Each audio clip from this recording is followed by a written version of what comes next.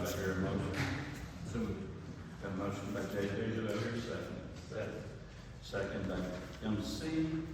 All in favor, say aye. Aye. All opposed, like sign, and that was approved. Next item is the July 22nd minutes. Do I hear a motion to approve? Pledge allegiance to the flag of the United States of America and to the republic for which it stands, one nation, under God, indivisible, with liberty and justice for all. Our most gracious Heavenly Father, Lord, we thank you for this day that you've given us. Father, we thank you for who you are and the way you bless the city. We pray, Lord, that this meeting is conducted in a manner that brings you honor and praise and glory. We thank you so much for who you are. We ask you to forgive us where we fail you. In Christ's name we pray. Amen.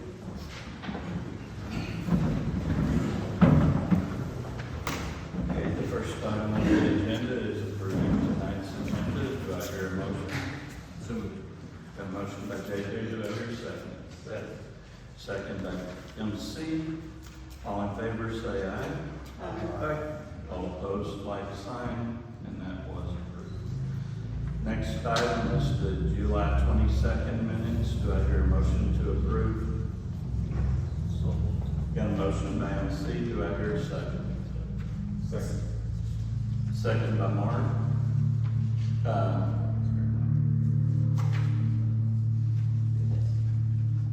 Okay, there we go. All in favor, say aye. Aye. All opposed, like sign, and those were approved. The August 12th minutes, do I hear a motion to approve with amendments? And there needs to be an amendment that the $103,000 was a part of the resolution, but it did clearly state that it would be above that. So, do I hear a motion to make the minutes reflect the resolution? So moved. Got a motion by Mike. Do I hear a second? Yeah, go ahead, Chair. Okay, second by Jeremy. All in favor, say aye. Aye. All opposed, like sign. That's our amendment. Do I hear a motion to approve the August 12th minutes? So moved. Got a motion by JJ. Do I hear a second? Second. Second by Mike. All in favor, say aye. Aye. All opposed, like sign, and those are approved. Financials, on the city financials, again, I recommend that we move to table, but do I hear a motion? Motion to table financial statement. Do I hear a second? Second. All right, got a motion by Mike, second by Jeremy. All in favor, say aye. Aye. All opposed, like sign. And that was approved to table. The next item is the water and sewer financials. Those have been brought up to date, and I would recommend a motion to approve. Do I hear a motion? I'm going to approve. I got a motion by Mark. Do I hear a second? Second by MC. All in favor, say aye. Aye. All opposed, like sign, and those are approved. Next item is department reports, fire department. Yep. Only thing that's on the station is the shower big bid. Should be got bid the next couple of days. One of my firemen got an off-duty car accident. He is going to be on probably 4 to 5 months. So we're filling in for part-time guys. And we know most of them is fine. That's not all I have on the timeline.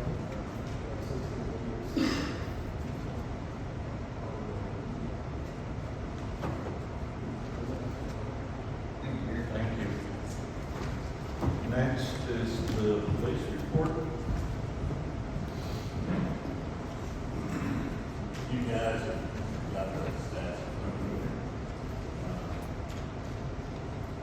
That's at least not a whole lot.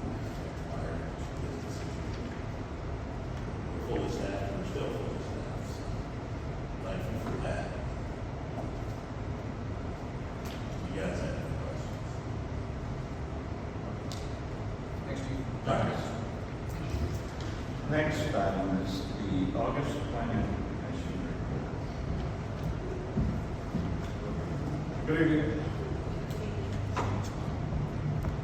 Planning Commission met last Monday. We had a few items on the agenda.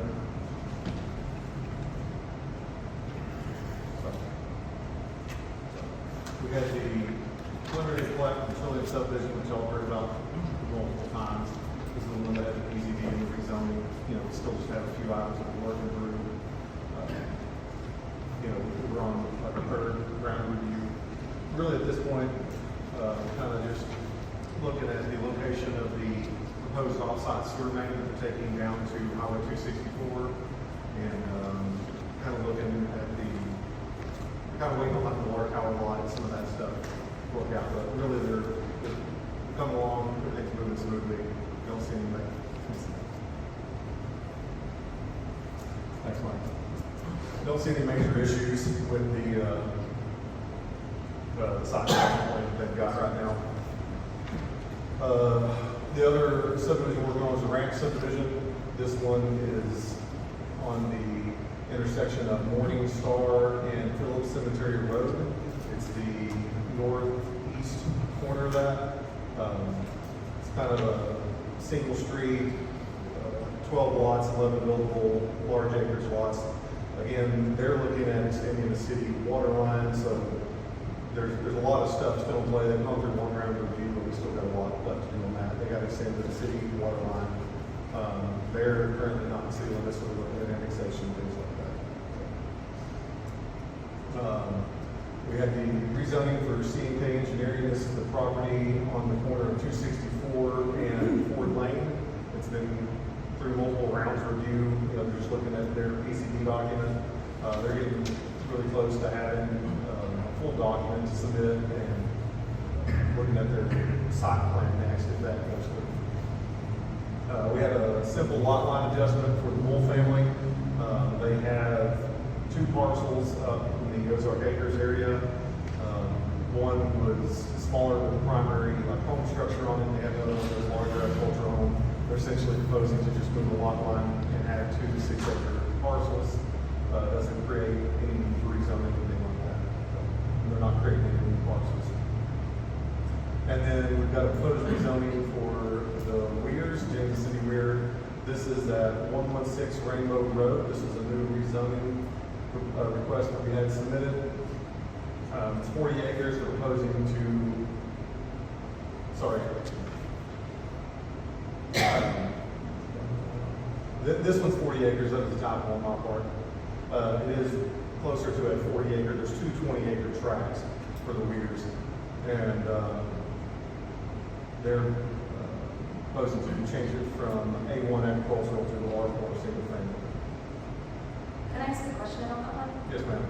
Okay, I talked to a Ridgewood resident, and at the time Ridgewood was built, they had an agreement with the landowner that water drainage could go down, I guess, basically to their cattle pond. It goes area. into an existing pond on site, and then they had improved it with a kind of a rip-rap outfall structure off that pond, and then so like water, they had essentially an easement to the pond as kind of like their retention pond, and then they have done some improvements.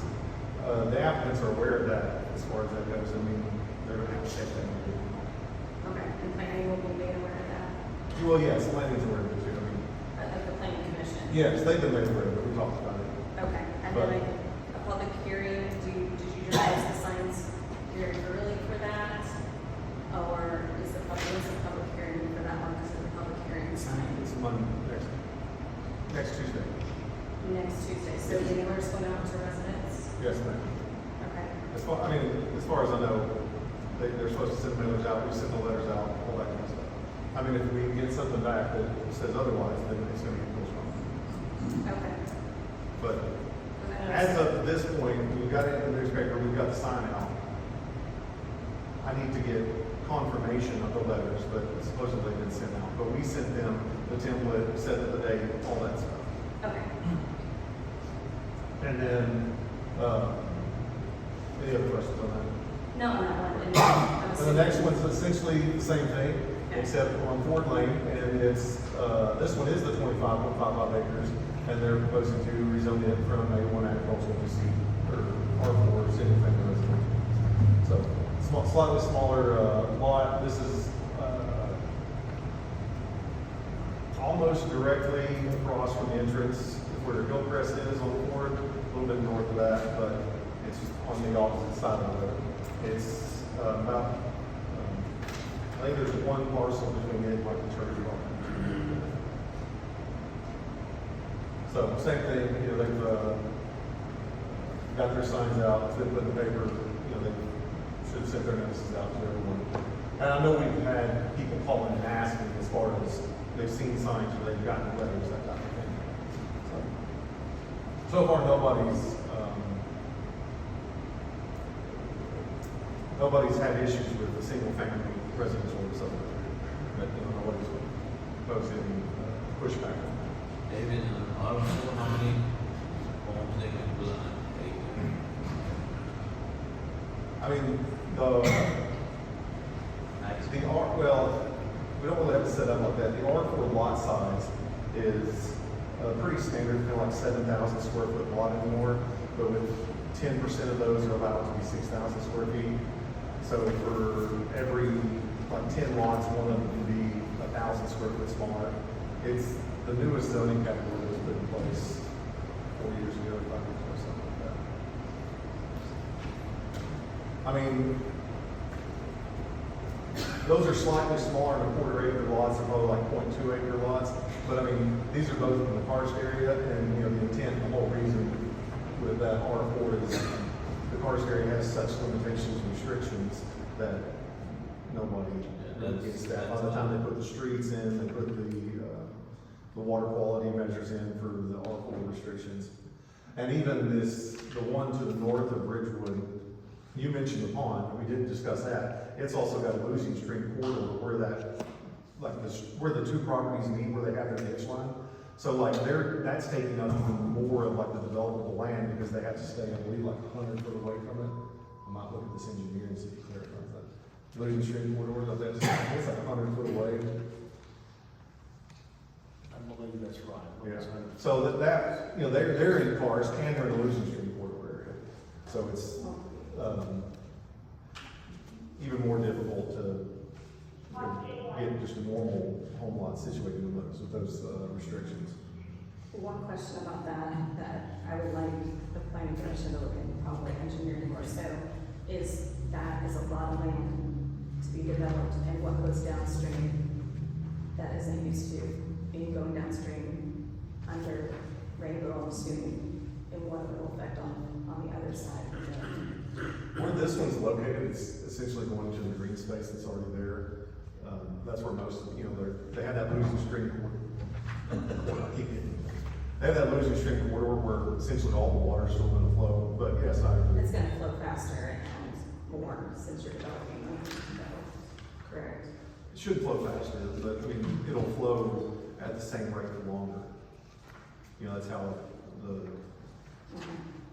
the code typically works. Again, this is a high and extremely high karst area, and with the water quality measures they have in place, they might have to do some different things with that.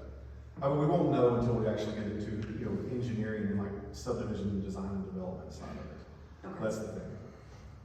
But they were made aware of that when they first started talking about it. It's like, you know, this is the developers even. It's like, you know, so I'm pretty sure this pond has an easement. You want to look at that. You know, you have a losing stream corridor, like you have a lot of things that you need to look at before you, you know, move a lot further forward into this. Okay, thank you. Yes, ma'am. Again, you know, the items for y'all tonight is the master street plan, future land use plan. I didn't pull the maps out, you know, tonight, but I will put it up on the screen whenever we get to that point. You know, if y'all have any questions, glad to answer them. Juliet's here to go over that side of it. And then the general updates, let's see. We've been working with Garber, Juliet, and Derek. We've met to start work on the zoning code, looking at some key items that we want to address to start with, and then we'll be moving into kind of the nuts and bolts of it, the meat But we've focused in on a couple of particular areas that we want to make sure we highlight and address. And then we've been working with the watershed to submit a legacy project for next year's CNU conference, which is the conference that I went to in Rhode Island. A bunch of people from Northwest Arkansas were selected to go to that. Since we're hosting it, the CNU board, they do these legacy projects every year, and they bring professionals in to like help different entities with design projects, or it's a very broad scale, but the watershed's wanting to look at some of their property, potential trails, things like that. And we were talking to them about just partnering with them. It kind of helps them out. It's going to be more geared towards them, but looking at future connectivity with the downtown master plan that we worked on. That's really what they were using, is they were going by the work that we had done with our downtown master plan, and they were submitting a lot of the ideas from it, saying, hey, we would like some more, we would like to go a little further and pursue some of this, which was encouraging. So we were very happy to work with them. I had a meeting with that board last Friday, the legacy board, so we'll see how that goes. But there is a process, they have to be picked, all this kind of stuff, so. But looking forward to it, and I hope it's something that works out for them and the city as a whole. What is the legacy project? The CNU board essentially will take submissions from different groups, and it doesn't necessarily have to be a public group, it could be a private group, it could be a nonprofit group, whatever it is. And it's kind of like helping them look at, it's real broad, Mike, to be honest. Most of them are looking at design, connectivity, corridors, things like that. I know as a whole, Northwest Arkansas, we were looking very broadly at a 71B corridor that all the 4 major cities are wanting to look at. And I think they're thinking that's a little too big for them. But that would be like the very, very high end of it. And like 71B and how to provide connectivity amongst all the major cities with multimodal transportation, like public transit, things like that. Since public transit is kind of a big hot button issue right now.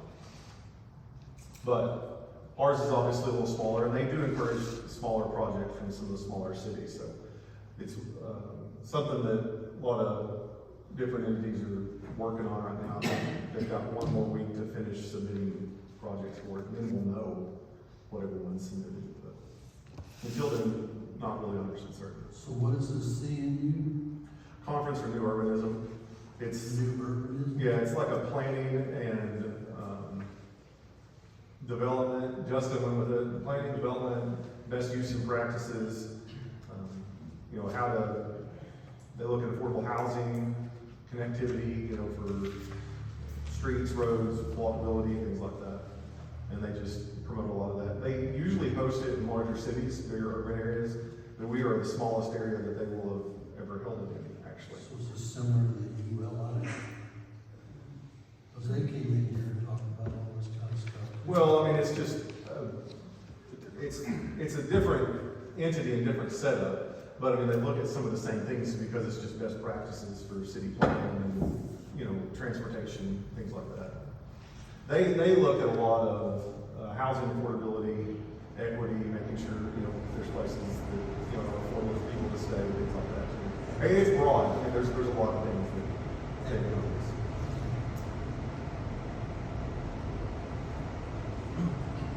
So that's all that I have. Unless y'all have any other questions. Thank you. Yep. that's all. Next item is July Water and Sewer Department.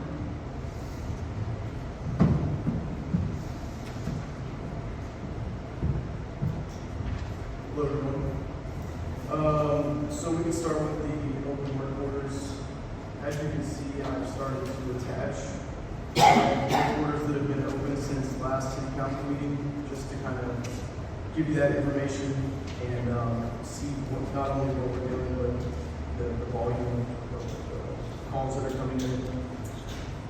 You can see we've only got 4 open work orders, and as of this morning, we we only knew about one leak because only one leak is surfaced. But if you look at the water loss report, it's gone up a percentage point, but we have bought more water, we sold more water, and we lost more water. So we called in Arkansas Pool of Water, who does leak detection, and they came out today. Today was their first day of doing it. And one day they found 8 leaks, none of which were surfacing. 5 were in Brentwood, 2 were in Marbella, and they just started right at Park, but there was one in my park. Now in Brentwood, the 5 that they detected were surface line leaks that were going under the road.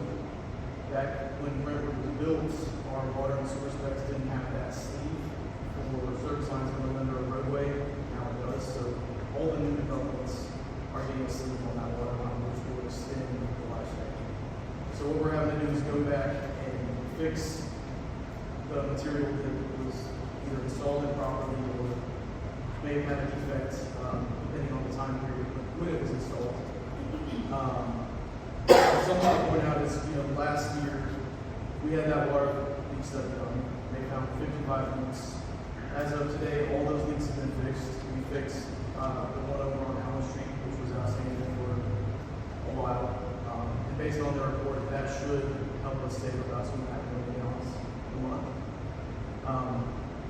Now we're at the point where we're having to leak detect again because none of the leaks are surfacing. Now it is summer and a higher water loss number is expected because the ground is contracting, which allows for more leaks to happen. But we are doing what we need to be doing to get water loss under control. And I'd like to be an optimist for a second because these numbers don't look great, but we are moving forward and progressing. We're not only working on the preventative side, which is through McClellan, we're doing the hydrology study, which will give us a sort of a map to inform us where to put pressure relief valves and air relief valves, which will hopefully prevent things before they happen. But right now, we're kind of stuck reacting to them and fixing them when they're there. Will any of these water loss has to do with the different reading between Bentonville and our city or not? So I double checked on that, and we do use the same day. So when we do read, we use the same day data. So that should work. We keep checking on their calibration on their side to make sure.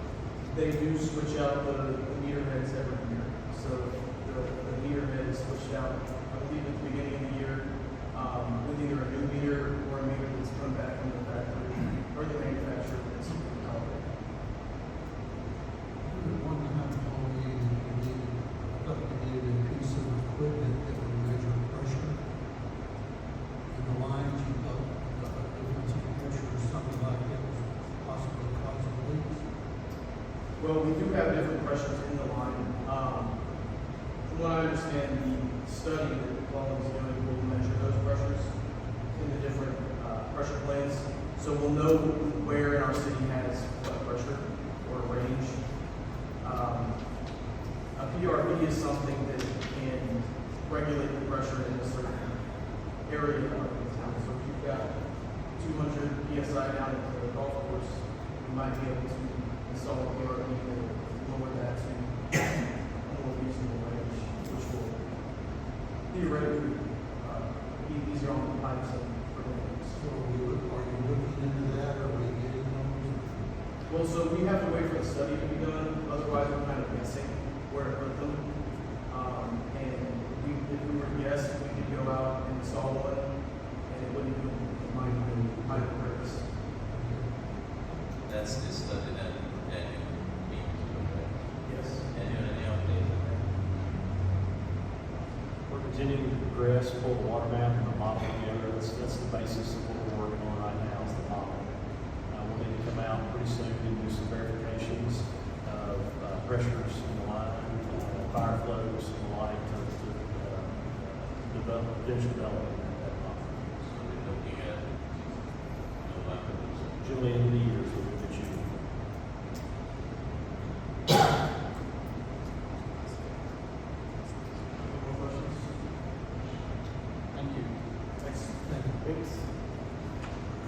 item is the engineer's report.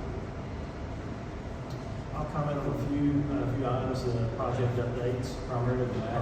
Hold on just a minute. Well, can you, I have one question for us, but do you need any adjustment on your budget or any extra, that would help bring the water loss down? Anything besides what we have discussed? Yeah, well, it would kind of depend on what we're looking to do. So I mentioned last meeting that we have pressure related leaks down by the golf course. We've got about 1.07 miles of whole line that's likely leaking and every bill, so every 20 feet. If we were to go in and replace that now, before the highway comes in, it'd be around 1.4, 1.5 million to do that. If we wait for the highway to come in, that's all we're going to do first. If we want to do something like Bentonville's doing and just preemptively replace all the service lines, you've got 150 houses in the neighborhood. 75 of those houses are going to be around 80 to 100 feet of service line, 75 are going to be around 30 to 20. You're looking at 600,000 to 700,000. So right now we're operating within our budget. We're fixing these as they come. But if we want to do projects like that, we definitely need more money. So it's kind of, I'm asking for y'all guys, what would you like to see? So if you do that, how many percent water loss would you save? So, so Brentwood, for example, they have 5 active units, probably anywhere from 1 to 5 gallons a minute. So on average, 3 gallons a minute. If you were to do that with 600,000 houses, or I'm sorry, $600,000 to replace the service lines, and you're losing, say, double that, 3 gallons per minute for 10 houses, it's going to take about 15 years to recoup the money to do that. So you could save maybe a couple million, maybe 1.5 million in that scenario, gallons per month. That doesn't really help you 50% water loss. Well, that's, like I said, we have to know where the leaks are to fix them. Otherwise, we're just guessing and then maybe spending money that we don't need to spend. Maybe we need to do a study. Yeah, I was just thinking that one of those studies we did like a year and a half ago. Oh. Yeah, might be good time to do it again. They are doing that through rural water right now. It started this week. So we're doing the leak study, and it's free with Arkansas Rural Water. You'll find leaks. I hesitate to say, yes, we should do another leak study like that, because like I said, we fixed all the leaks that they found. And now we have new leaks. Or what's happening if you hadn't fixed it? Yeah, that's a fair point. I mean, it did seem like the next 6 months, 9 months to pay for itself. I think we were looking at like it paid for itself in 3 months, 3 or 4 months. And hey, you're right, it did come back, and it always will. I think to MC's point, I mean, it's something we could look at. We could do some more math But then, I mean, if we look back, right, that study paid for itself over 3 or 4 months, and then you're right, now we're back to where we were. But yeah. They were here several weeks and they found 55. The group that's doing it today found 8 today. Okay. So they're doing very similar. Let's see how they do that first before we Right. put money into another study. I think. And they're doing very similar work and they're doing it for free. So. Well, we like that. So, if I remember, Mr. Mayor, not to oppose you on this, but previously we had them try to do it for years. Remember back 2 years ago, it took forever. There wasn't enough people going there or whatever it was. It never got down really to shoot. I don't mind waiting another month looking at it, but really, next meeting, if it's not fixed, I'm gonna recommend that we do this study and we can vote on it. Yeah. Well, before they were not coming. They weren't here. They're here now. They're doing the study now. That's how they found them today. We kept trying to get them scheduled before, and they had reasons they couldn't come. Okay, that's fine, maybe wait another month, see what we get. Yeah. And I'm speaking, also at that time, our public works was not what it is today with what under Will, so. That's true. You closed out a ton to what? 2 full pages, front and back almost, of work orders since what, that's July, was it? Since last meeting, July 1st. Yeah, so you're doing a fantastic job. Yeah, absolutely, there's no question about it. Bill doing a great job, and I just wanna make sure we get to the bottom of it, and 50% is a lot. It isn't. Anything else? Next item is the engineering report. Thank you, Will. Going to discuss a few of the water sewer projects that we have on the ACA project. We've been talking about this for some time. We're nearing the finish line. Gas line's been installed, everything has been inspected, punch list prepared, except for the lift station site itself. And we'll be doing that very soon, get that contractor, get everything wrapped up. The 112 realignment in the northern section, we have two projects going on with that right now. We have to relocate our water and sewer away from the highway. We've received, we finished the design of the northern section, and we have received approval from the Department of Health for our design. And so we're wrapping everything up there and getting ready to advertise for bids for that section of it. And then looking at getting close to 60% design on the larger section down toward downtown and south of here. We'll be meeting with Will soon to review those drawings and continue that design. The water service area expansion that we talked about, this has been a discussion for quite some time in the Water Sewer Committee. We met with the Bentonville mayor and staff a couple of weeks ago, and they proposed a franchise agreement for us to review and evaluate serving some of the folks within the city of Bentonville, just north of Highway 264. And we're currently reviewing that at this time, so it's in the review process. Let's see.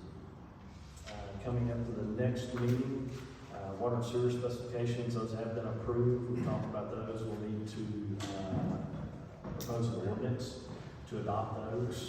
We'll try to do that at the next meeting as well, so that we can actually formally adopt the council. To the engineering report,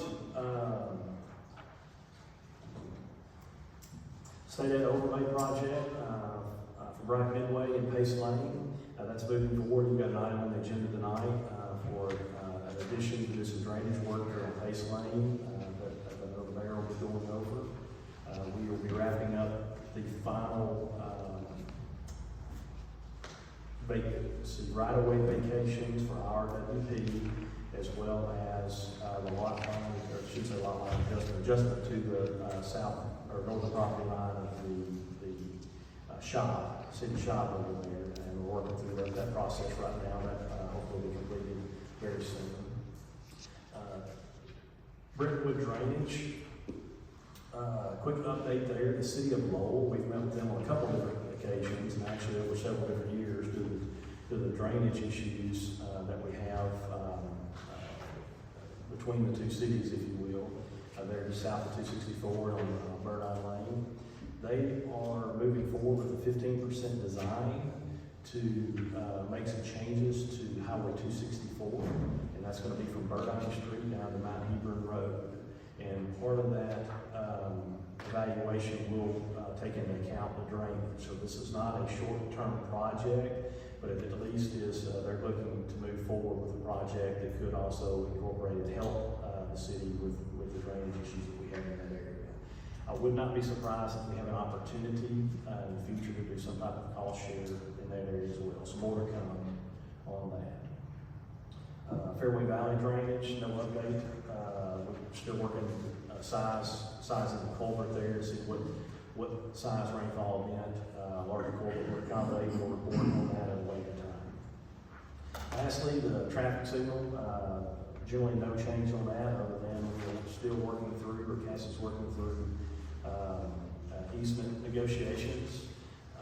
We need 2 separate properties, one on each side of Highway 264.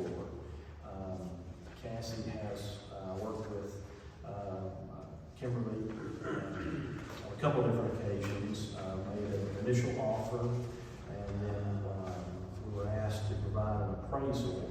We've gone back, the initial offer, I think, was $4.50 a square foot.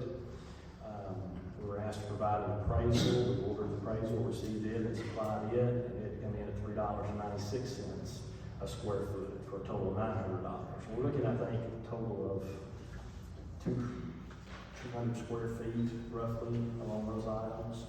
And then the property across the road, generally the same size. Yes, that appraisal come back at $4.48 a square foot. So that totals up to $1,000 on the appraisal on the west side of 264, and then on the east side, it'd be $900. So I'd like some guidance, council, so we can invite Cassie negotiating what we want our next offer would be for the right of way for each of those. This would be in fee center, both of those areas. And it's a location large enough to install the signal home. So, where are we at on the equipment? Still, I thought we were waiting on that. we are, I'd say September is the last day it's moving over, but they'll be ready next month. So none of that's changed. They continue to tell us that everything's on schedule. So if we get these easements, then they can start. That's correct.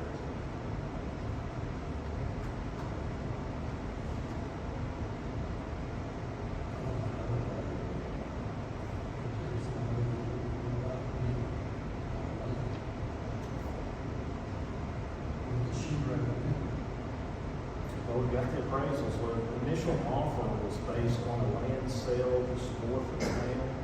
That's roughly $200,000 an acre. 200,000 an acre. And then we backed into that. It's roughly a little $4.50 a square foot. Is that initial offer? And then it's turned down. Sir? Did they make that offer? Yes, sir. And it was turned down? Yes, sir. By both marshals? No, just the eastern portion. Again, correct me if I'm wrong, since Cassie's not here. But our correspondence was that was declined, and we provided the appraisal from Stewart that ended up a little bit less, $3.96, and we've not received a count. So did we receive a counter? No, sir.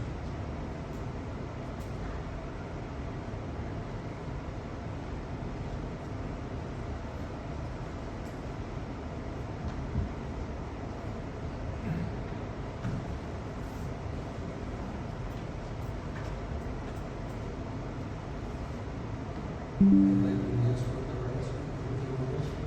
Yes, sir. What are they asking? There's been no count.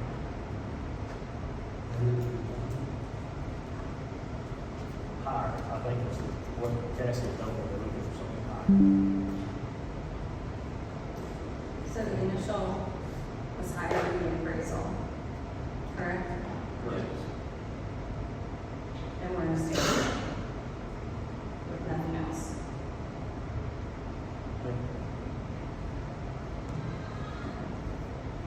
What do we need to do as a city, Justin? What's the best for us to city? Well, ultimately, I think we need to get some direction on what to offer, or on whether to move forward with condemnation. The city has an appraisal in hand, it's less than what the initial offer was. The city can continue to bid against itself and make higher offers, but we don't know where that cap is. And ultimately, as has happened in some other situations, what we've had to do is condemn the property and acquire it or keep the project moving forward and have the discussion ongoing to see whether it can be settled down or whether we have to go through the condemnation process. With condemnation, you get an order of possession, which tells you to have the property pretty quickly, like within a few days to a week after the filing of the condemnation, a court will issue an order of possession. So that's still one of the had to be sometimes in the past to require easements or right of way road projects.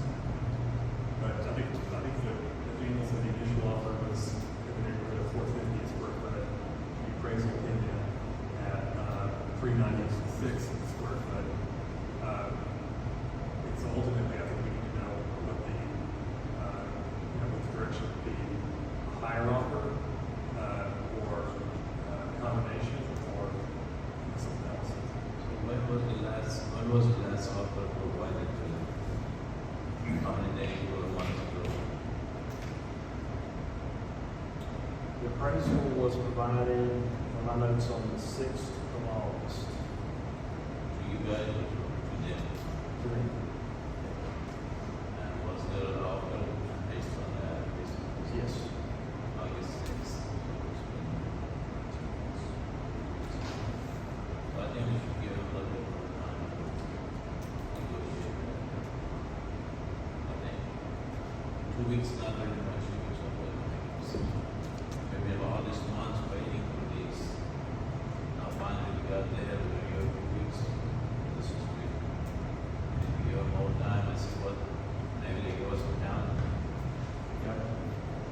That's what I was gonna say, is, I mean, we politely, just let them know that, the city hasn't authorized any offers over 450, and, condemnation is on the table, is an option, and, see if they come to the table with that offer that's above the appraisal value. I just don't know why we would go much higher than that if the appraisal value is 1%.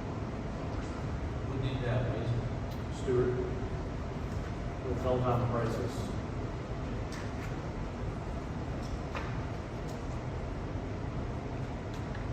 So for an update, Daniel, I'll give you a quick update. I spoke to Cassie today, listened to see what all of you had said before I spoke.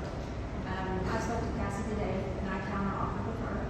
I told her what it had nothing to do about money, it is about what the city stood up for, what they said they would do. When they first gave us the appraisal, they gave us 3 appraisals. They gave us 3, they wanted 3 parcels. And then they went from 3 parcels to now they want 1 parcel. And they also said that, it was gonna be a 4-way, and we can't guarantee now that it's gonna be a 4-way. Cassie said she didn't know. Then, I asked her if the parking lot was gonna be painted to be able to access the traffic coming into the parking lot, coming in through the light, if it was gonna have parking, or if it was gonna have some sort of, parking, striping on there, so that way people would know to go straight or turn, or how they get in and out of the parking lot. She said she didn't know. So these are things that needs clarification on our end before we negotiate anything. Okay. So, we just need clarification, because the city said one thing, and then they turn around and change their mind. So, which is typical. So, at this point, we need clarification. All right. I can get in touch with you directly. I've had some of those conversations with her as well on the painting, not needing the additional right of way. It was an easement actually. We're looking at 2 more parcels, one from Petromar, which is turned. She said it already, but That's correct. We were looking at that. And another section, it was just for a large area to paint a few lines. That was it. So we were pulling those lines out just due to the cost associated with it. So all we need is some place for the home. that's what I told her. I need, since you all have changed things, it needs to be updated. Send me something with updates, with with correct documentation, with correct paperwork, and I'll look at it. All right. And the city has not done that. So as a partial owner, can you tell me if it's a 4-way or 3-way?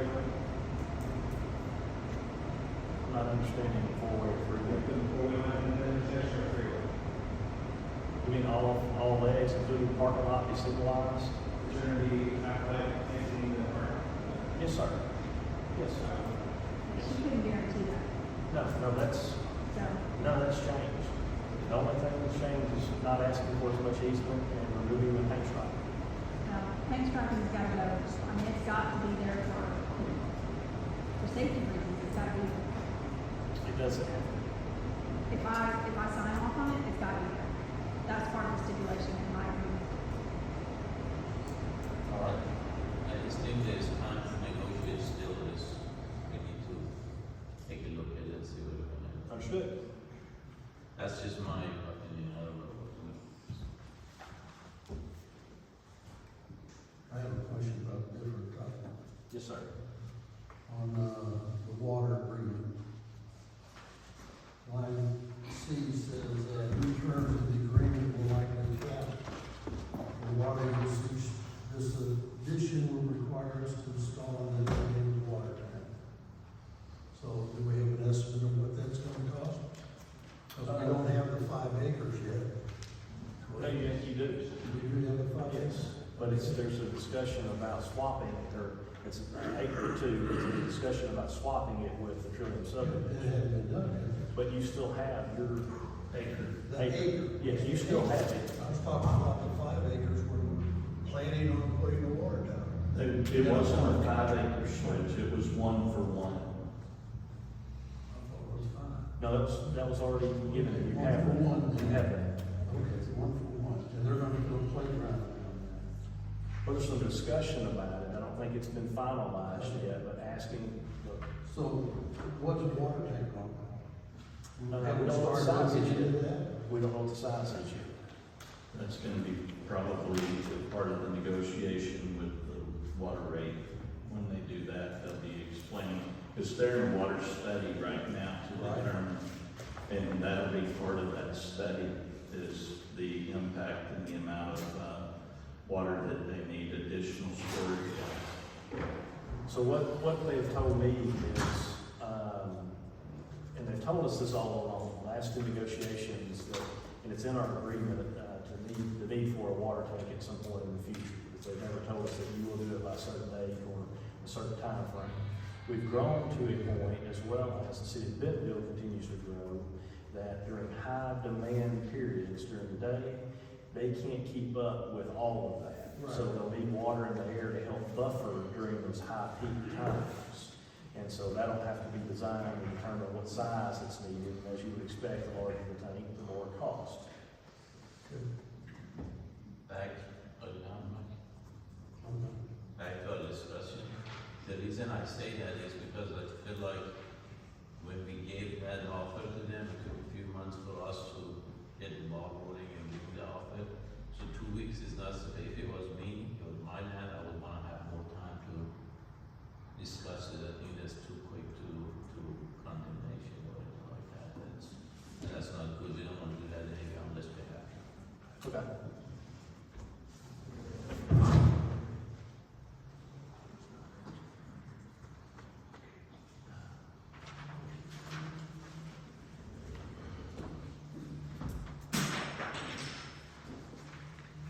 Anything else? All right. Next item is the attorney's report. Good evening. I've got a couple things on the agenda for tonight, but just as far as other things that are upcoming to a work session agreement. A work session in September is we have franchise agreements. We spoke about the last work session. Those will be coming forward. Also, the coffee shop lease, following the last work session that we had, I sent the revised lease that you all saw to the attorney for the coffee shop owner. They are reviewing it. She sent me an email saying they're reviewing it. They'll get back to me soon. So I hope to have their comments and some suggestions to you all for that work session in September. Finally, I was going to mention what Mike asked about the 1 acre for the water tower. Spoken with the developer and.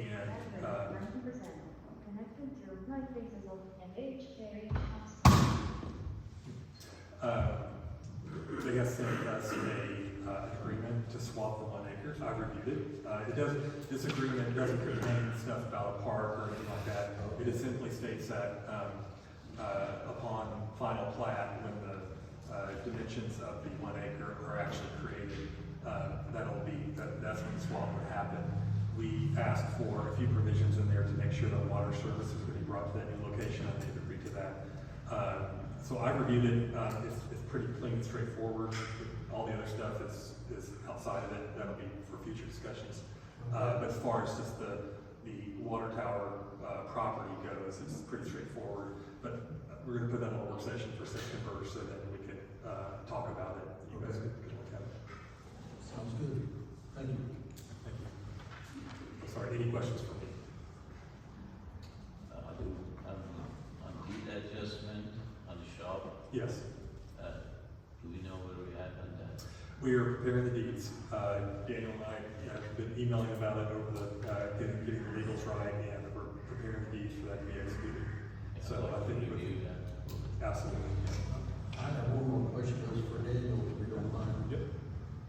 When are they gonna do, Pace Trail? Cause it's a trail now, it's not. Pace Lane. You call it that, I call it a trail. Contractor's ready to go. There's a resolution, I think, for you tonight to add some drainage, work to that as well.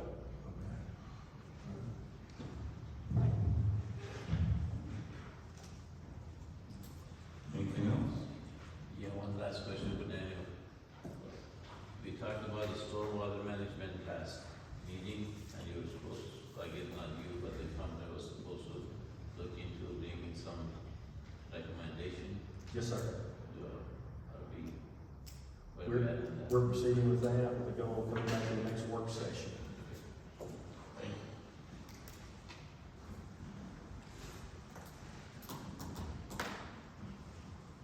Anything else? Next item on the agenda is the clerk treasurer's report. I don't have anything to report, but I do have a letter that I would like to read. Residents of Cave Springs and the City Council, I'd like to address several concerns following the special call council meeting held on August 12th. I was not notified of this meeting until 3 p.m. that afternoon and was unable to attend as I was out of town.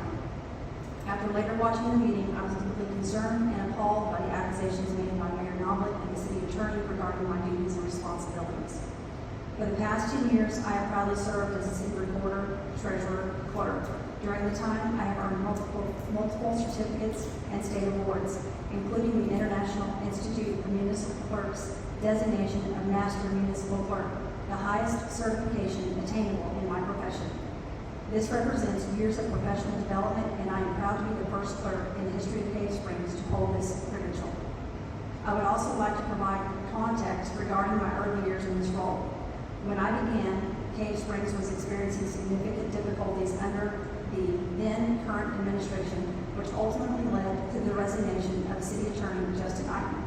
At that time, multiple individuals were handling payroll and bills, which created confusion and inconsistency. To resolve this, the City Council hired a former legislative auditor to train me in conducting an audit of the city's finances. Since 2015, more than 8 different individuals have been assigned to payroll duties. In 2020, I was called to testify before the Legislative Audit Committee in Little Rock regarding the 2017-2018 audit. I attended alongside Mayor Knoblet. When I addressed the committee directly, members expressed their understanding of the challenges our city faced, commended me on my work, and dismissed me without further issue. On February 10, 2020, Mayor Knoblet and I, together with City Attorney Justin Eichmann, reviewed those audit findings with the council during the work session.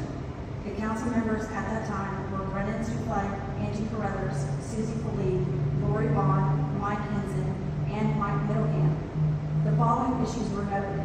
IRS 941 forms for 2018 and the W-3 form for 2017 were not available for inspection. A repeat finding. Monthly tax remittances to the DFNA were not made timely. These issues were thoroughly discussed with the council at that time and are a matter of public record on the legislative audit website. And I would like to play that meeting back to the council so they know exactly what was said and what was discussed and who was responsible for payroll duties in the year of 2018 that you all accused me of doing. Can I pause you for a second? Sure. Most of these issues with the IRS are from 2020 on. I'm sorry. Most of the issues we have with the IRS are from 2020 on. I have not been given anything. Okay, so I just said, were you responsible for 2020 on payroll? Absolutely. I did 2022 current. Because I know that I was reading Facebook last time as we were going. I do that sometimes in case somebody has a question. And I know that we asked Justin to look into who was doing payroll. And Justin, did you get a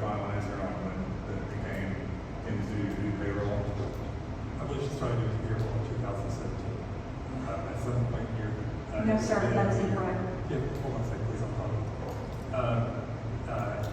In 2017, the city had a cable service, here, the name off the top of my head, but something like the cable service was what it was called.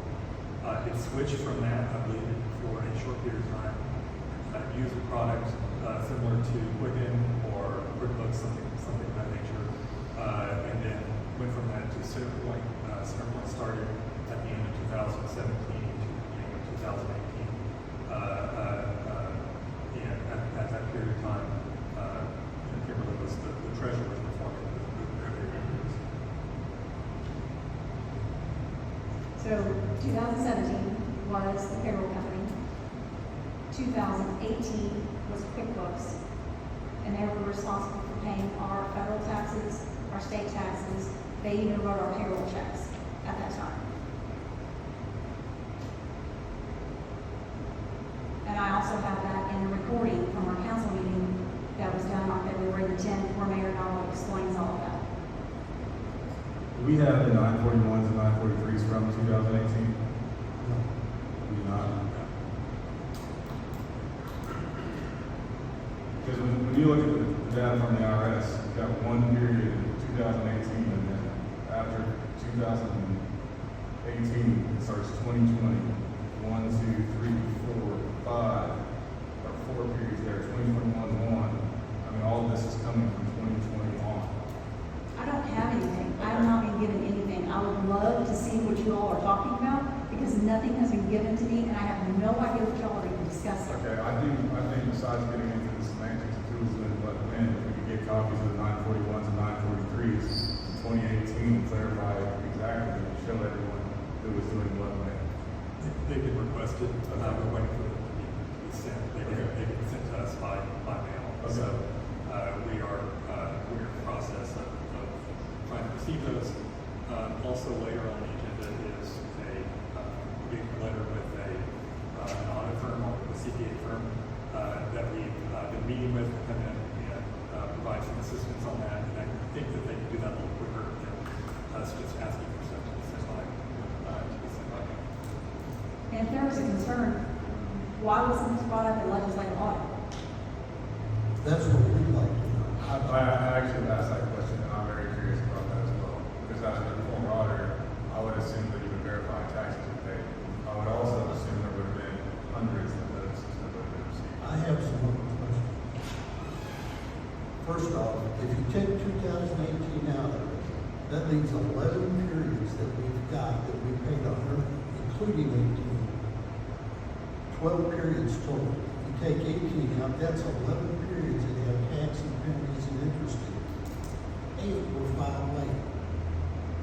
Again, Mr. Middlecamp, if I could provide these paperwork, I'd be glad to look at it. I have no idea what you all are even talking about, because when I pull my 941 forms, I show my payments. I Okay. show all my stuff. Let me ask you a question.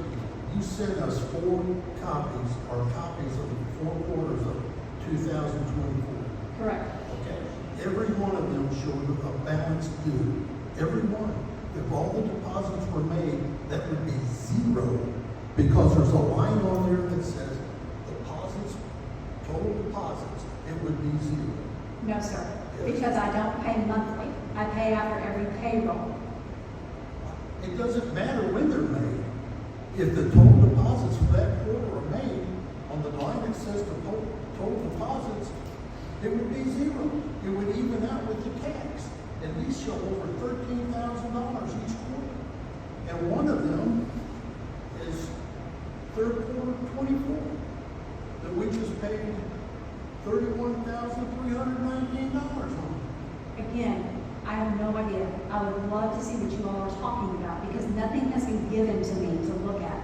This has all been a big secret, and nothing has been given to me. Nothing's been a big secret. What happened? Yes, it has, Mike. Nothing has been given to me to even look at.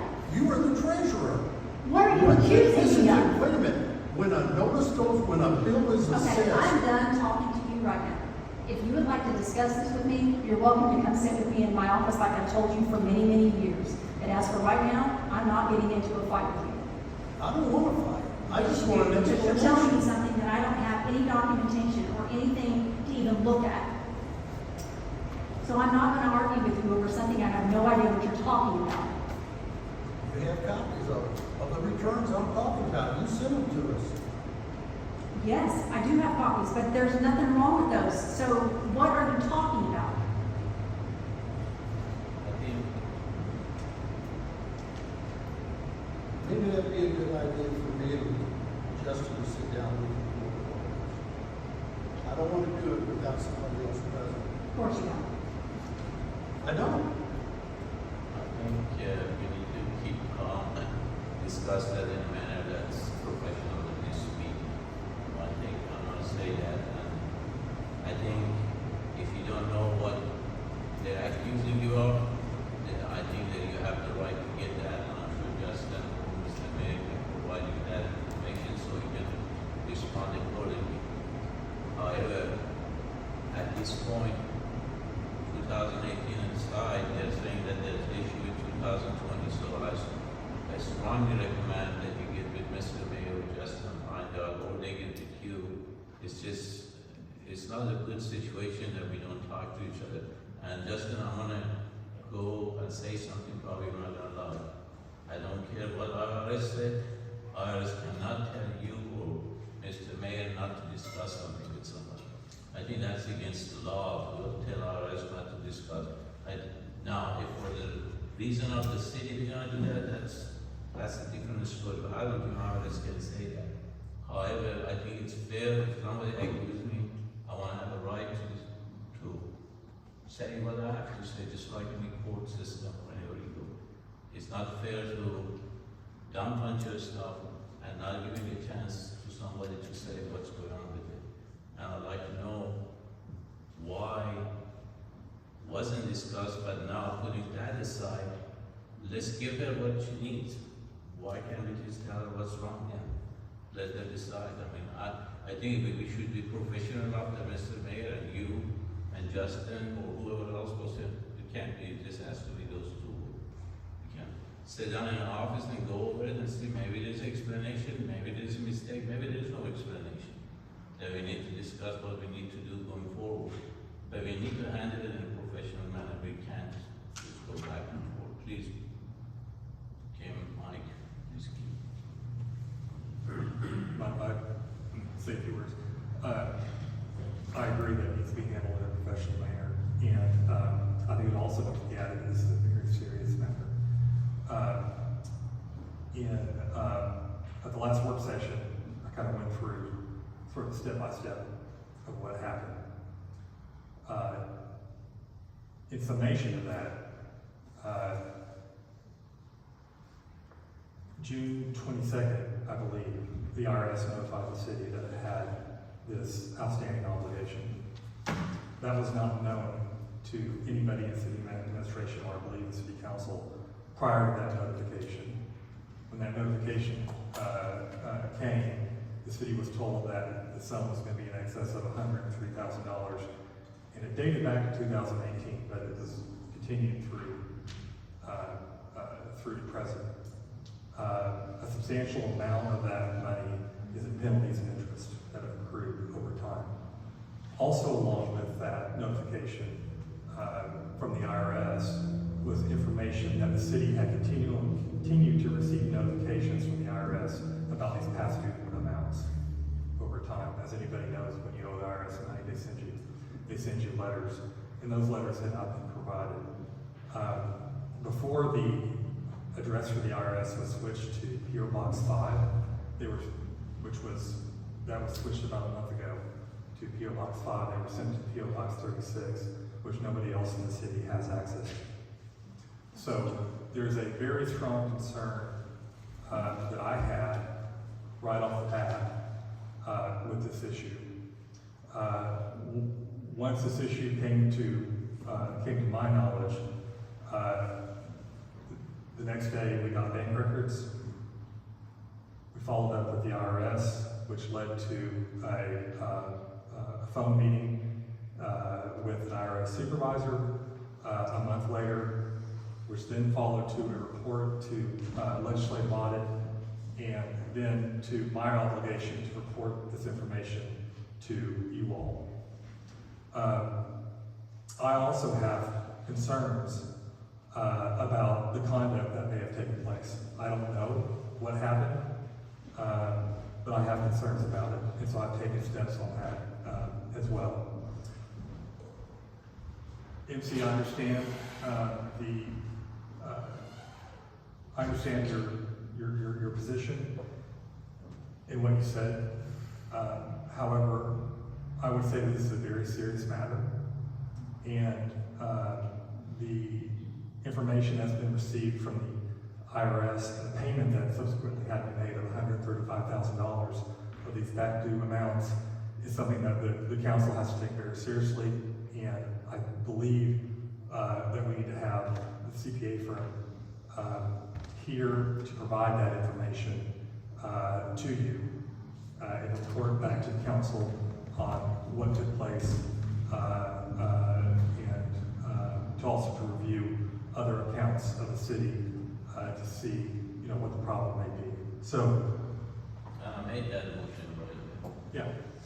So, and that's in the agenda coming forward, and I know I would strongly urge the council to approve that engagement letter with Landmark and to let them come in and do that work and report that information to you, and so you can have those facts. Because at this point, that's what's needed. I don't think it's going to help us to have an argument about it in front of city council. I think you have to have that information. So that's what I strongly urge that the council be denied. Thank you. That's what I was saying, and that's what I suggested last meeting. Yeah. That we go ahead and get an independent CPA that does this kind of audit that's independent of city or your firm, somebody out that will do that. I think it should be somebody completely independent doing that, so there won't be any question regarding that. That's one thing. And the second thing, I still think this is a sad day. I say it's a really sad day for us that we cannot have our mayor and treasurer being able to sit down and discuss this kind of things. And I hope we get to the point that we get over that. And in my book, anybody that gets accused, they need to know what they're accused of. Regardless of it's me or anybody else, that's just fair enough. So I think, I don't know why information wasn't shared. It should have been shared in my opinion, but that's water on the bridge now. Let's go forward, let's let her know what she needs, and let's hire a firm to do a complete audit on everything. I think it's time to let's see what's going on with financial. If there is an issue, if somebody is guilty of it, let's just put it on the table and discuss it.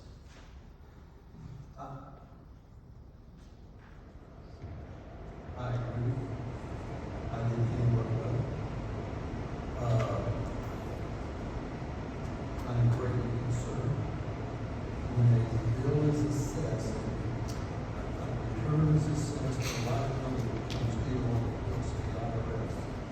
That day, the first notice is sent out. There may be other notices after that, but the first notice goes out that day. I don't know where they went. That's a question in my mind. Why would the returns file later? That's what the print should. I can't explain that to you. That's all I was trying to ask, is to get an idea of what happened. So, I agree. Sit down, go over.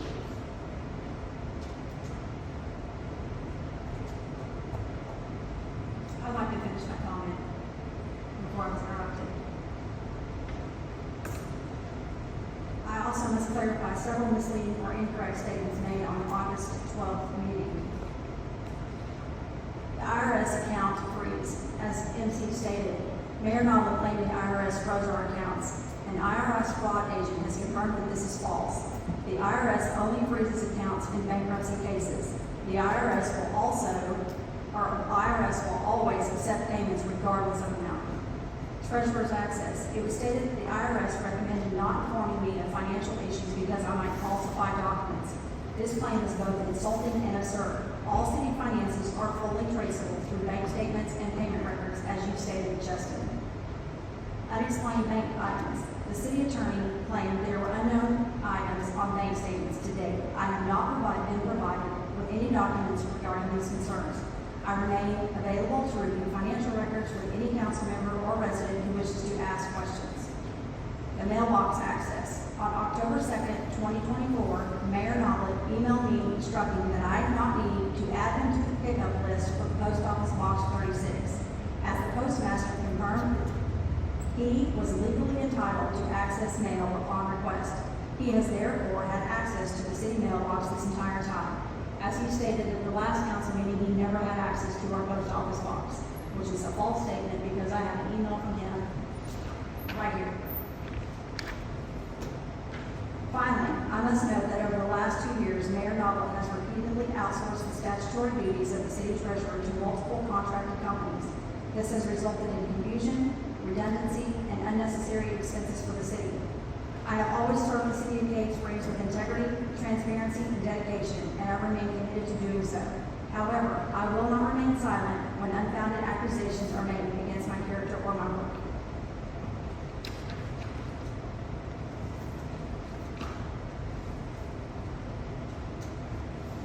Anything else? Next item is my report, and mine's going to be real short and simple. We discussed a little while back about Civic Plus, the source of our website, and that they're going to be going to a new system, a new operating system, and tripling in value, or tripling in costs for approximately what we have now. And I am in the process of reviewing. The time is getting short to do so.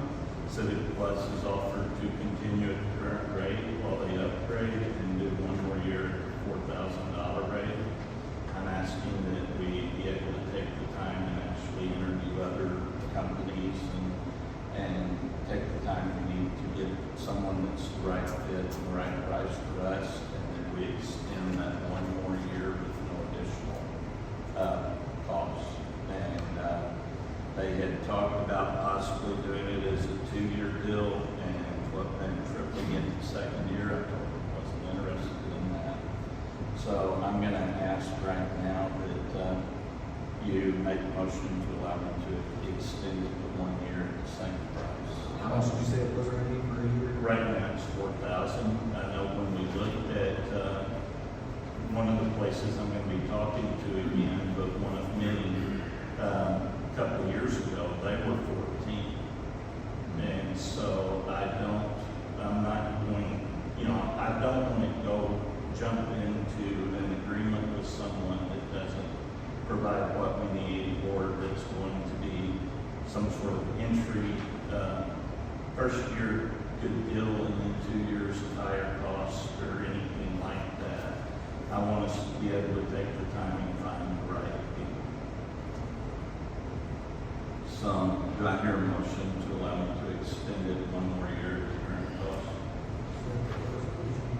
There's not a resolution on this one. I just got off the phone with them yesterday evening. When is it? It's coming, I don't know the exact date, but it's coming up late. I think, if I'm not mistaken, it's like September or October, it's close. How much we paying now? We're paying right at $4,000 a year. It's for it's Civic Plus for the website. I'll make a motion. I'll second.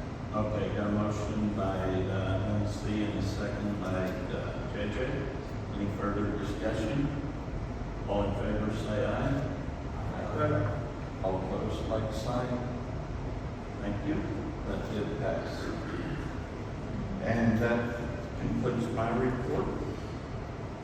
Next item is the public comments. Yes. Please state your name and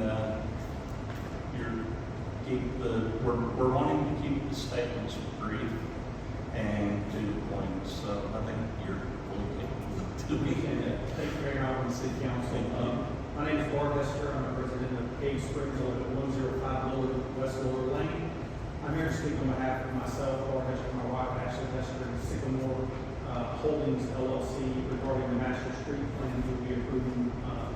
most likely under old business number 1 tonight. The concern, look, I fully understand how difficult it is to do master street planning.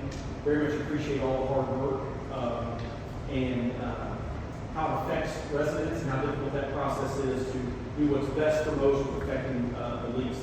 The one area that I have concern is where my home is on West Lower Lane and Sycamore Holdings, which I'm an agent of that LLC. The concern, the reason I'm speaking against the master street plan is that one specific area, in that it shows it's going up, I guess, west along West Lower Lane, and then the master street plan would show it turning north, matching right road along 9355 Scotts. If that was the plan, which is what you're going to vote on being the plan, I would support it.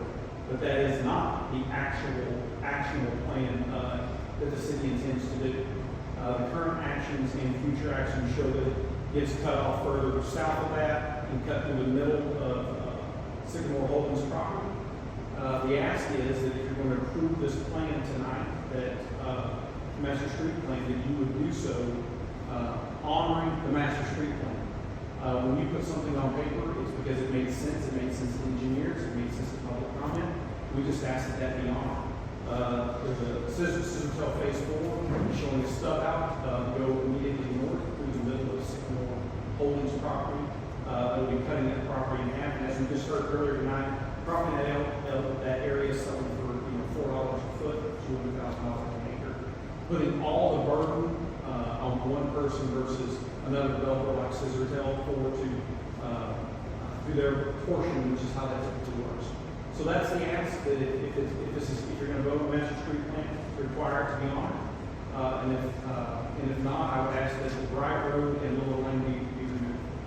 Thank you. Anyone else? State your name. My name is Tisha Hines, and I live here in Big Springs for a little over a year. I live in Oregon.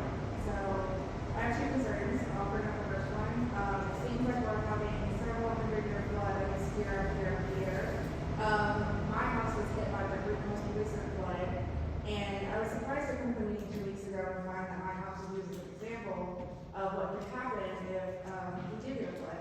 The photos that were used were previous to the flood. I still have my fence up. When the flood hit, I did not have my fence. One thing I'm concerned about is that my home was used as an example. The phrase, my understanding is this home did take damage, was used.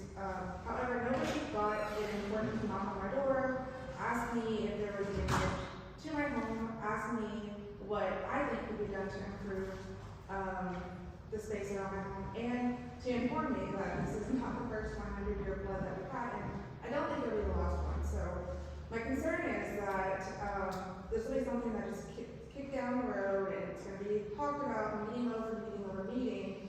Is anything going to be done to address the issues that we have, or will I be expected to continue to replace my fence every few years or take on flood damage? I'm not asking for an answer today. I'm just sharing my concern. And I will share a story, and I know you want me to be brief, but I won't be because this is really important to me.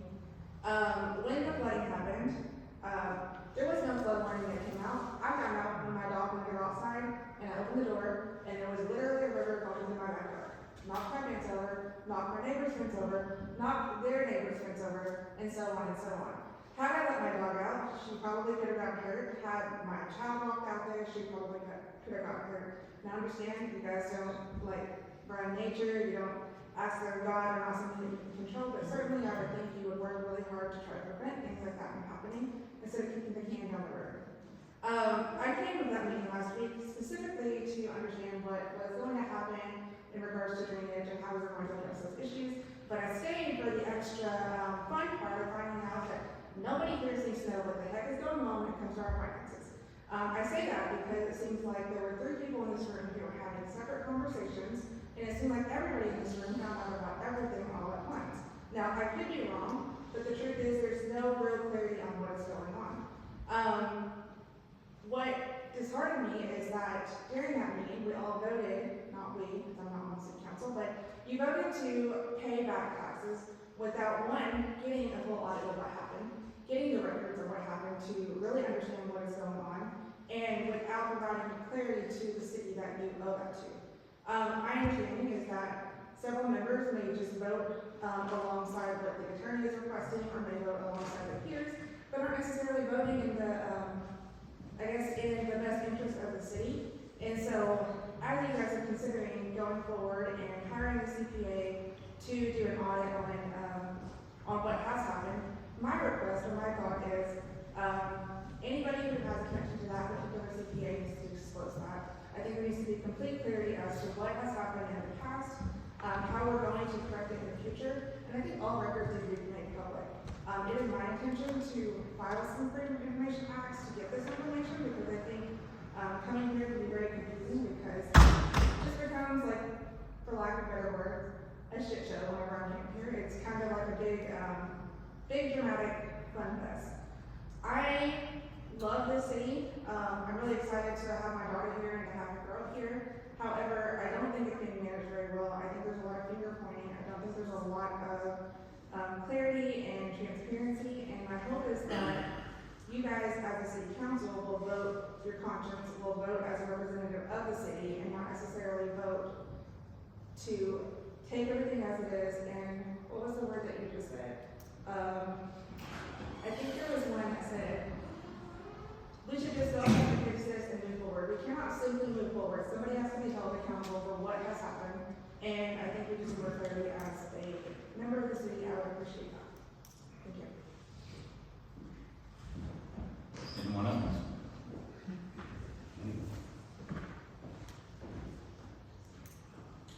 In your name. Good evening. My name is Peter Smith, and I live in Brentwood neighborhood. Excuse me.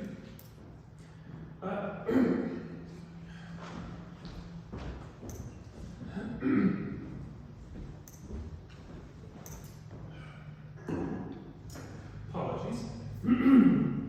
At the last meeting, I raised concerns about the flooding that continues to affect our property, and tonight we heard an update from the city engineer. That Lowell may be looking at updating the drainage along 264. While that could help, we have also heard that it's not necessarily a quick fix. And frankly, the concern is it may not do anything at all, or the city may decide, we're not going to follow through with it. We're essentially relying on the city of Lowell for something they may or may not follow through with. That just leaves us in a very uncertain situation. My concern is this. It's simply what you were just saying as well. We can't get flood insurance in our area because we're not in some of this floodplain.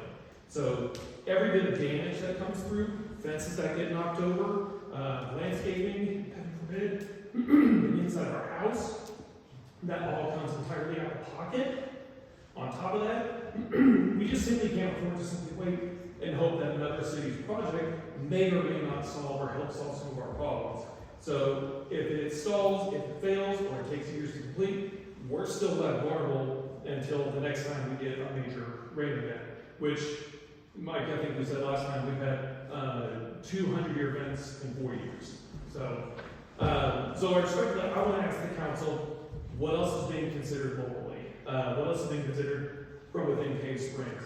Both as a backup plan, outside of if the Lowell project does or doesn't happen, in the meantime, to protect us, the residents, before the next big storm happens. Because right now, yes, it's sunshine, it's dry, we're not going to get a ton of rain, but I don't want that to be out of sight, out of mind problem. And I'm especially thankful that Senator Hester is here as well to hear that you do still have local residents that are still bringing this up and that are still concerned about this, and that we would like to see something done from within the city, not necessarily relying on what Lowell has to offer. Thank you.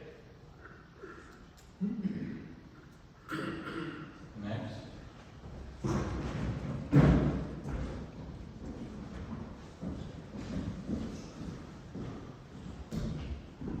I'm going to keep mine brief. My name is Daniel Quinden.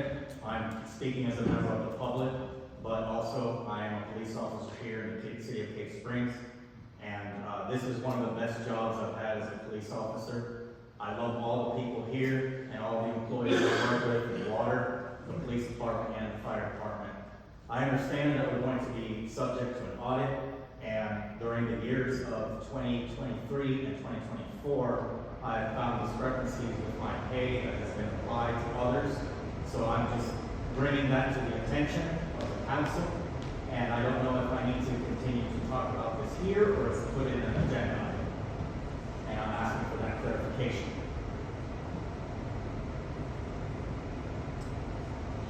You said 2023, 2024. Yes, August 1st, 2023 to at least current. But the majority of the time will be until February 2025. I have gone through this with an accountant, family member of mine, and there has been discrepancies with the payments of fees that have been either overcharged or charged twice. And at this point, I'm not sure what can be done with enforcement. I have brought the attention forth to the insurance commission, and it is still open. Does anyone have questions for me? Go ahead, Kim. Are you talking about the SMIRP? Yes, SIMRIP and the attentive fee. Okay. That is an insurance policy, that was a supplemental policy that was offered to the employees. Sorry. That was a supplemental policy that was offered to the employees, and we still currently have that policy. And there are several employees that still have that, and it's current. That insurance company is aware of this situation. What he signed up for is what he had, I mean, that's what was taken out of his check, that's what he signed up for. So that's something that he needs to take up with attentive and the SI and the MRP, because we just took out what the additional insurance policy was, the supplemental policy. Per the company, the attentive fee is $129 flat. Once a month, I have 40 of it paid to the employer, 89 paid to the employee. It has fluctuated anywhere from $147 to $152 every paycheck. So twice a month. So they give us a report of what we have every month. Well, they give us a report of what each employee has to have deducted every bi-weekly. So that's what is deducted out of their check bi-weekly. And like I said, there's a lot of employees that are still active, and I am still currently one of those employees that's active on that policy. I believe there is originally 22, but now it's less than that. I have no further comments. I'll just leave it to the audit. Rather than make any kind of baseless accusations or anything, I just want to bring up the attention of the council. Thank you. I was also told that you had a insurance lady from the state that came in and did her own audit. Yes. And what did she find?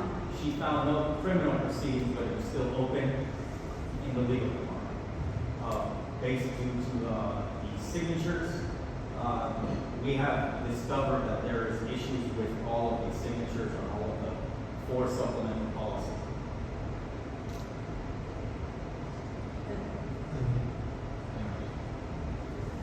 Anyone else? All right, next item on the agenda is old business. And the first item on the old business is a resolution approving the adoption of the master street plan. Do I hear a motion to approve? I would move to table both items 1 and 2. I watched the planning commission meeting, and multiple planners said, I wish we could go back. I feel that they were under the impression that this was already approved. Got a motion and a second to table items 1 and 2. And send it back to planning. Any further discussion on that? It's like, you know, what there's a pay passes like.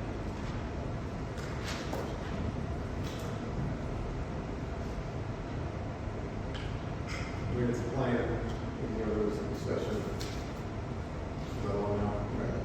Yeah, there's a plan, and there was discussion of the changes in the future. I mean, I think it was only found that was really concerned with the activity, but it actually had to do with the subdivision on the Ford Road and the activity that we actually showed that they were proposing to provide So I don't think it was, any action was taken on, there was planning on any action being taken on in the future, soon. As far as a revision to it, I mean, I don't know what we revised. At 2 hours, 55 minutes, and 43 seconds, we said that you chuckled and said, the one we already approved. Yes. As planning in, commission. nothing is final until it passes the council. Yes. And it wasn't just that. Multiple people said in that planning commission meeting, I wish we could go back. I wish we could take a look at this with new eyes. And you said we need the one we already passed. Nothing is passed when it comes to this until it comes to council. So with multiple commissioners saying that, I would like it to go back. My personal opinion after watching that meeting and them saying they wish they could go back, my personal opinion is it needs to go back. And what I would like them to personally look at is Cave Springs is different than any other community. We get a lot of you with water. We get a lot of traffic through us. Everybody's going to come and build here, all of which are positive and negatives. But when it wasn't just Fallon that said that. And I feel that the interpretation of the whole planning commission, this is my opinion, that they thought we already passed it. And so with that being said, I would like them to look at, not compare Cave Springs to Rogers, to Bentonville, and things like that when it comes in terms of designating some of these areas in, medium density, high density. What is high density for Cave Springs right now? So if we know high density, medium density, what does that look like for Cave Springs? Because we are different than Rogers, we are different than Bentonville. And also, we have major water issues in Cave Springs compared to some surrounding. So that is why I would like to send it back to the planning commission. Any further discussion? Any other questions?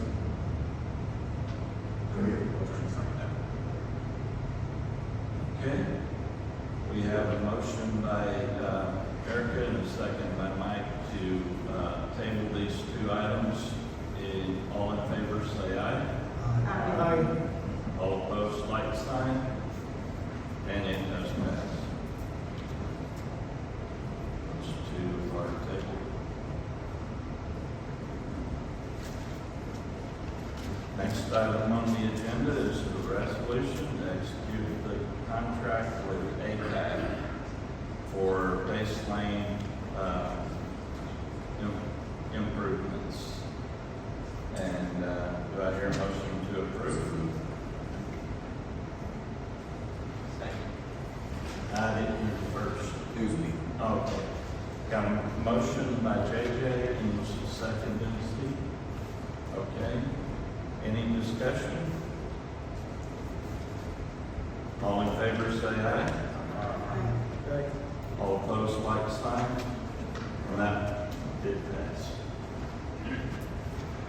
Next item, a resolution to Resolution. yeah, that's 40. 40.